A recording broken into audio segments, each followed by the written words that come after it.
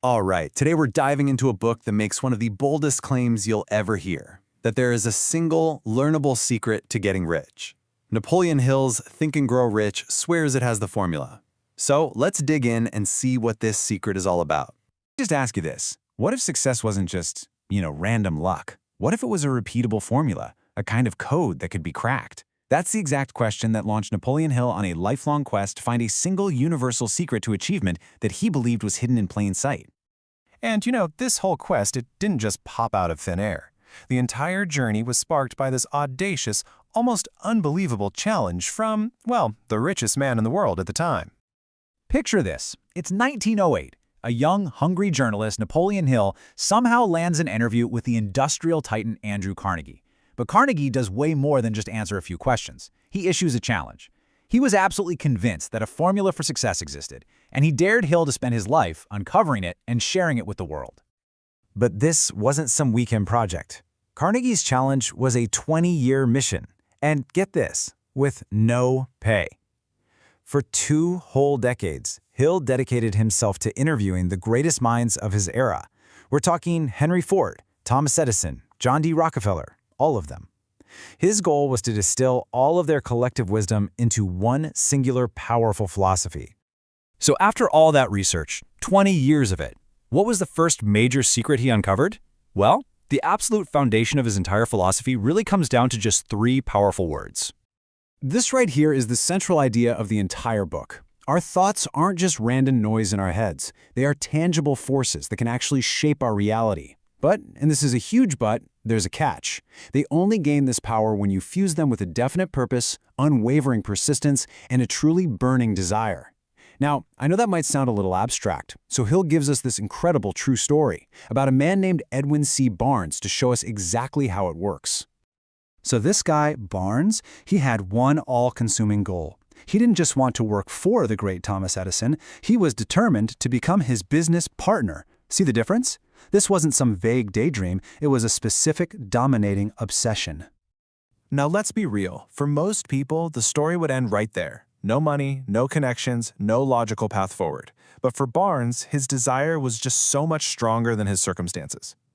So what's he do? He hops a freight train to get there and walks into Edison's laboratory looking, as Edison himself put it, like an ordinary tramp. But Edison saw something powerful in his eyes, a fierce determination that made him give Barnes a menial job just to see what would happen. And this is the key to the whole thing. For 5 long years, Barnes did whatever grunt work was asked of him, just waiting. Because in his own mind, he wasn't an employee, he was already Edison's partner. He held on to that thought so intensely that when his chance finally came, an opportunity to sell a new invention nobody else believed in, he seized it. He literally thought his way into that partnership. Okay, so the story of Barnes is pretty incredible, right? It shows just how powerful our thoughts can be. But how do we actually use them to create wealth? Well, Hill lays out a surprisingly simple, step-by-step formula. It all boils down to 3 core steps. First, that burning desire we saw with Barnes, a true obsession, not just a casual wish. Second, a definite plan to get there. And third, unwavering persistence. This means you refuse to accept what most people call failure, seeing it only as temporary defeat. The level of commitment he's talking about is best captured by this idea of burning the ships. When you eliminate any possibility of retreat, you leave yourself with only one option. You win.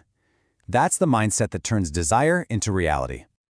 Okay, that formula sounds simple enough, right? Desire, plan, persistence.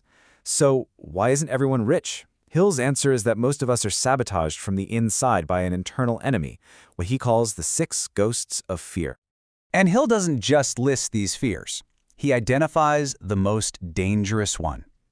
While there are 6 basic ghosts that can haunt us, he says the fear of poverty is by far the most destructive.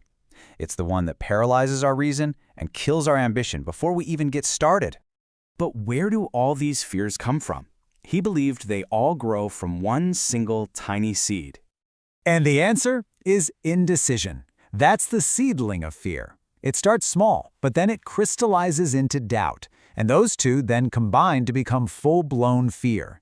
And if indecision is the poison, the antidote is simple. Make firm, prompt decisions.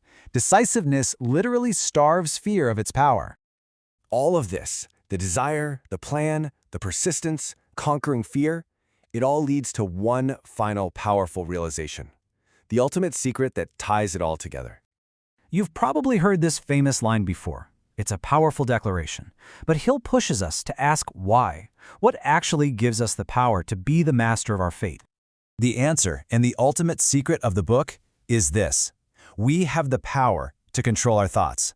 And if thoughts are things, if our inner world truly creates our outer world, then the ability to control our thoughts is the only power that really matters.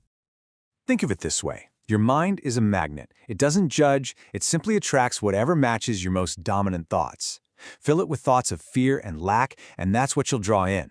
But if you can deliberately magnetize your mind with a burning desire for success, you will attract the people, the opportunities, and the circumstances you need to make it a reality. And so, we're left with one final powerful question. According to Hill, you already have the only tool that matters. You possess the one thing required to build any life you can imagine, absolute control over your own thoughts. So the only question left is, what will you build with that?